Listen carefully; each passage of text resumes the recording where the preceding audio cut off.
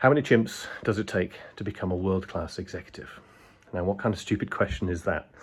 The answer, it turns out, is actually 2. So let me tell you about both of those. One of the chimps lives inside your head. And if you read The Chimp Paradox by Professor Steve Peters, you'll learn more about this.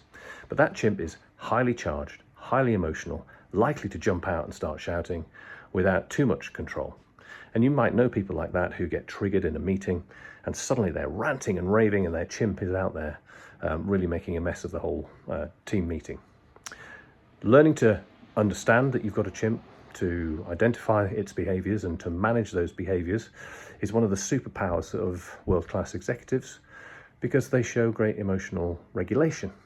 They still want to be emotional at certain times, and that's fine, but they've got it under control and got it managed.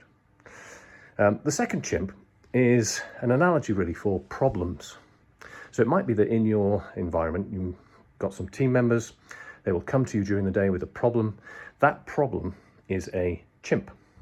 And when they say to you, look, I'm not really sure what to do here, and you say, that's fine, leave it with me, I'll sort that out. You take the chimp off them, the problem, and you put it on your own shoulder. And by the end of the day, your team members have got no chimps. And your back is covered in all of these problems, these chimps that you have to deal with. You've created a dependency culture with the team rather than teaching them to think for themselves. So give these 2 chimps a bit of a thought, because the one inside your head can get you into trouble if you start ranting and raving. The more you learn to manage it, the better.